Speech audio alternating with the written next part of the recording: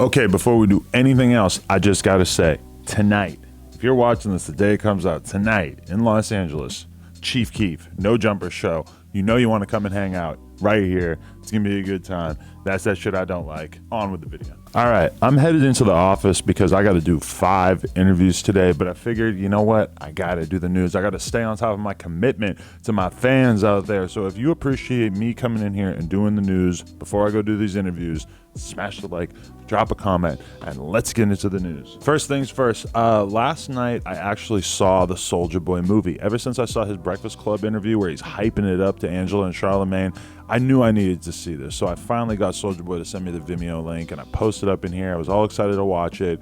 And it was cool. I enjoyed it. It's like a half hour long. It's really not a movie in any sense. I think that if you go into it expecting it to be like a big production, for the most part, you're probably going to be let down.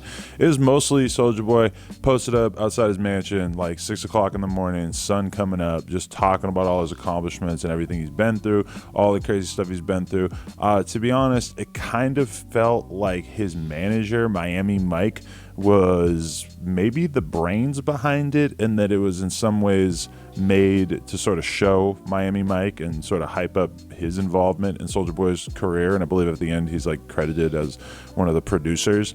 It does have some interesting information, and like the coolest part about it, honestly, was the fact that it showed his family talking about him and talking about the distance that Soulja Boy put between himself and his family. Like, they're really upfront and honest about it, and you do kind of get the feeling that Soulja Boy has put himself out there in a way that he hasn't previously, in the sense that he's showing like a more human side of him when his parents and his grandparents or whatever are talking about how they haven't seen him and how it's partially because of the drugs and partially just because of the fame. Like, his friends are talking about how he never wishes them happy birthday, or how he's just not really, you know, he's kind of a loner and he just doesn't really have like the same socializing instinct that a lot of people have. So that was definitely interesting. One thing that was a letdown was just the fact that it does not in fact show the footage of the armed robbery, or at least I didn't catch it if they did. He claimed that there was going to be footage of him actually shooting these robbers in the video. Didn't see that, but to be honest, that would have been pretty irresponsible to put in there anyway, so probably better off that way. Anyway, yeah, I don't know if you guys are ever going to actually get to see this, but presumably it's going to come out at some point. Shout out to Soulja Boy for sending me the link. Let's keep going with the news. Oh, okay, this is important. Before we go any further, you see what's on my shirt? It just hit 10 million views, the No Jumper interview.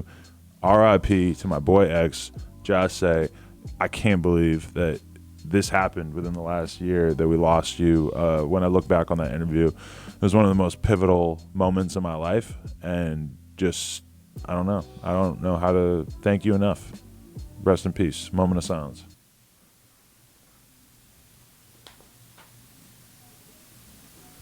Okay, on to more lighthearted fare. It would seem that Danny Brown has a new album on the way. If you're a big Danny Brown fan like me, then you've probably gotten used to this cycle where he doesn't put stuff out for long periods of time. And I get that, you know, he's an artist, he's in there working. He's not like the average rapper that just goes in and freaks out on beats.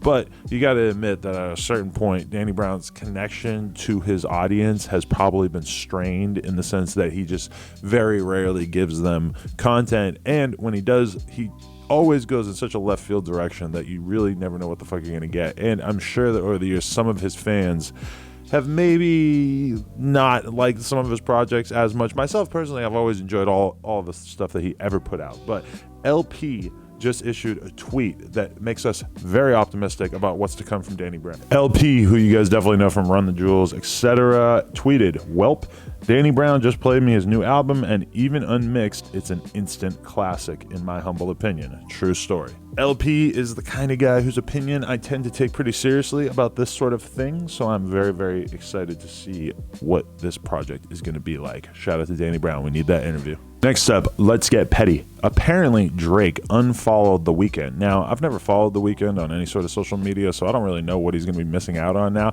but you could probably assume that this is related to those bars that The Weeknd dropped on Drake recently. We really don't know what's going on behind the scenes or anything, but it would appear that things are not well. But on the bright side, Drake did just follow Soulja Boy Tell Him. Apparently, Soulja's words that he said in his Breakfast Club interview for Drake, where he actually said some stuff that you would kind of assume that somebody like Drake would take offense to, apparently that hasn't really gotten under Drake's skin because he's still rocking with Soulja. He hit the follow. I don't know if this is the kind of thing where they might do music together. I think it would be great. You know, Drake does like to harness a viral moment.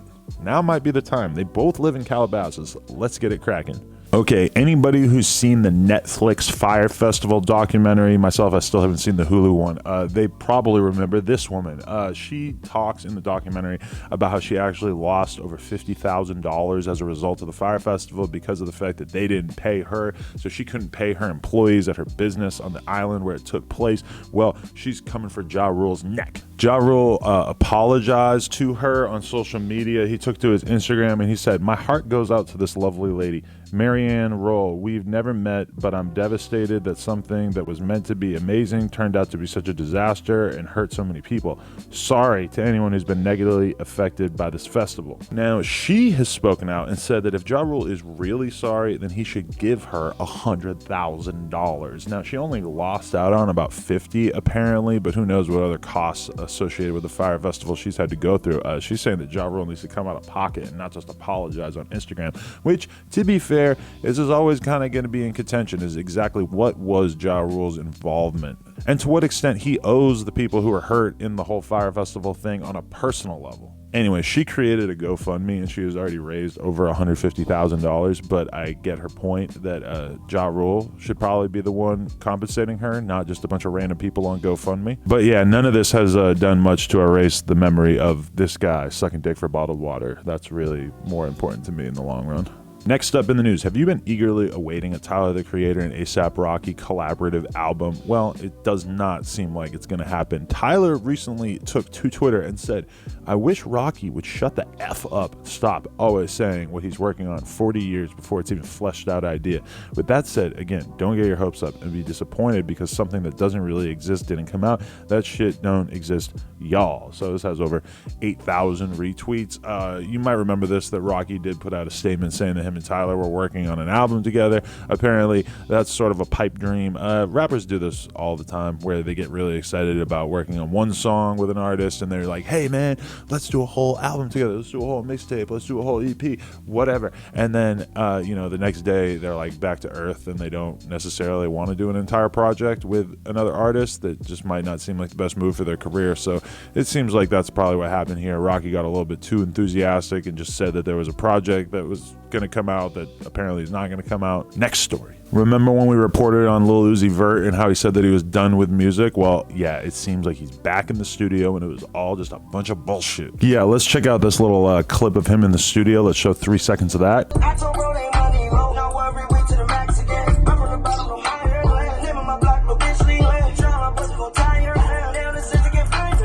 So everybody out there, you can feel completely relieved. You're not going to have to go the rest of your life without hearing some new Uzi.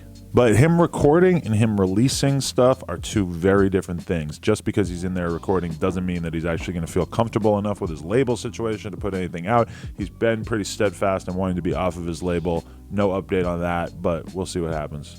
All right, now for something a little bit more lighthearted, let's check out this video of a kid on Instagram Live with Smokepurpp where he puts hot sauce in his eyeballs and eats 6 raw eggs. This is the kind of energy that we need from hip-hop fans into 2019. With this in mind, smash the like button. Let's go. 6ix9ine has been denied bail. Billy Otto went on his Instagram after he left 6ix9ine's court date today, and he had this to say.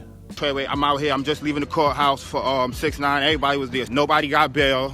They got a new court date for February the 20th. So as you can see, Billy Otto still repping Treyway hard. Does not seem that 6ix9ine is going to be getting out anytime soon, at least not in the next month or so. And there's actually some more drama going on. It seems that 6ix9ine might have to actually get rid of his lawyer and get a new one. Yeah, the judge is pretty upset because of the fact that his lawyer previously represented 2 of 6ix9ine's co-defendants, Crippy and Shoddy, and that was not revealed to the judge, and the judge feels like it's a conflict of interest. So So there might be a new lawyer having to enter into this case, which is of course just going to make everything take longer and longer, and it's probably going to mean the 6ix9ine has to sit behind bars longer and longer. Okay, next story.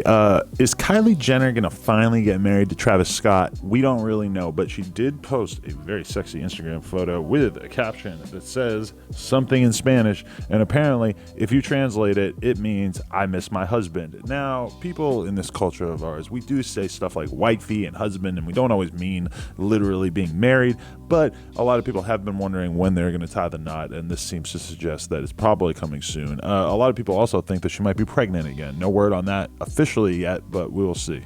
Okay, one more Drake story here. A lot of people wondered what was really the status of the beef between Pusha and Drake. You know, they had their whole thing last year, both dropped songs about each other, and then the whole thing just sort of fizzled out. Well, it seems like Pusha might be ready to go for some smoke again. He tweeted, "You tried, you failed, I'm hearing you want to try again. This time, I'm not going to play with you, any of you."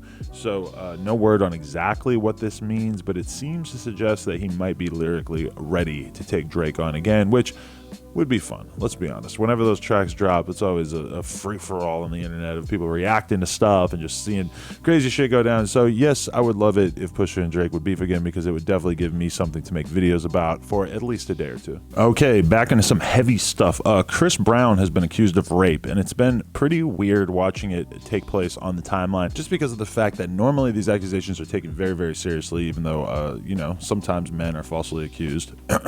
But we've just seen a huge outpouring of support for Chris Brown in this specific situation. What's being said about him is basically that while he was in France, he met a girl at a hotel and he basically hung out with her, took her out to a nightclub, and then at some point she says that he took her into a smaller room alone and that he took advantage of her.